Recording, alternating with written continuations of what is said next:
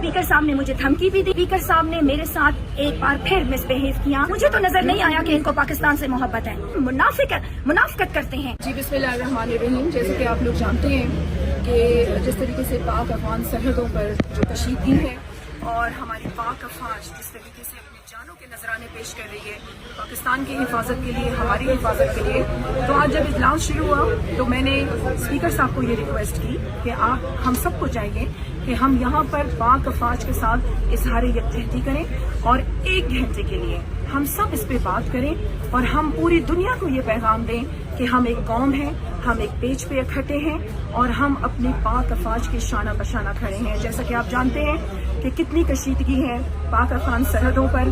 सारी रात से हमारे जो पाक अफवाज हैं उसके जवान हैं वो अपनी जानों के नजराने दे रहे हैं, उस सरहदों पे हमारी खातिर लड़ रहे हैं, इस सरजमीन की हिफाजत के लिए लड़ रहे हैं। इसके साथ साथ आप देखें कि जिस तरीके से नेतन्याहू और मोदी की मीटिंग हुई और उसके बाद जो एक बयानिया जारी हुआ उससे साफ जाहिर होता है कि इजराइल भारत अफगानिस्तान के जरिए पाकिस्तान के साथ जंग कर रहा है। तो ये एक बहुत सेंसिटिव हालात है पाकिस्तान के।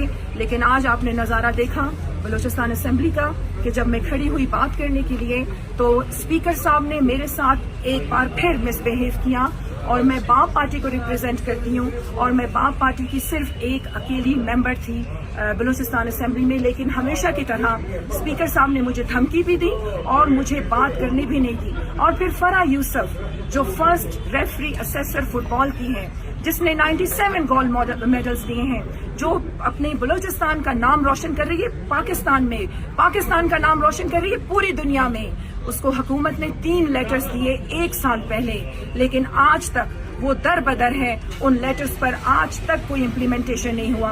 फिर आप कहते हैं कि बलूचिस्तान जल रहा है। बलूचिस्तान की टैलेंट जो है, बलूचिस्तान की टैलेंटेड यूथ जो है, उसको तो आपने इग्नोर किया हुआ है। क्या वजह है? आप कहते हैं कि बलूचिस्तान जल रहा है। आज चाहिए था कि ये तमाम अरकान जो आपस में लड़ रहे थे, अपने डिपार्टमेंट्स की बातें कर रहे थे और फिर दूसरा पार्लिमानी साल मुकम्मल होने की बातें कर रहे थे और इस शान से एक दूसरे की तारीफें कर रहे थे।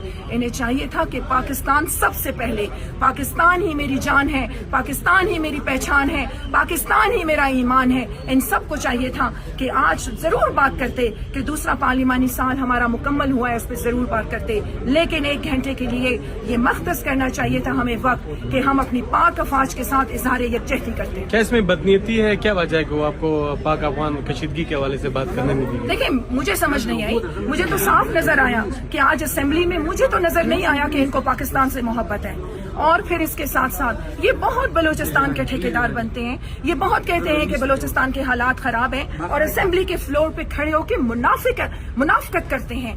हालांकि पहले सिपारे में कुरान मजीद में ये लिखा है कि खुदा ने ये कहा है कि मेरी सरजमीन पर फसाद फैलाने वाले मुझे पसंद नहीं हैं, मुझे मुनाफिकीन पसंद नहीं हैं। लेकिन मैंने खुदा की रस्सी को मजबूती से थाम लिया है। मैं नमाज से, सब्र से और अपने काम से इंशाअल्लाह मैं ये जिद्दोजहद जारी रखूंगी। ईमान पाकिस्तान के प्लेटफॉर्म पर पहले भी मैंने पाकिस्तानियत के रिवाइवल के लिए तहरीक का ऐलान किया था। आज भी मैं आप लोगों के जरिए इस बात का ऐलान करती हूँ कि मेरी जान पाकिस्तान, मेरा ईमान पाकिस्तान और मेरी पहचान पाकिस्तान, और सारी कौम को यकजा होकर एक पेज पर हमें शाना बशाना खड़े होना है अपने पाक अफवाज के साथ, जो ना सहरी देख रही है, ना अफ्तारी देख रही है और सरहदों पे खड़े होकर हमारे लिए जानों के नजराने पेश कर रही है। ठीक है, शुक्रिया, थैंक यू।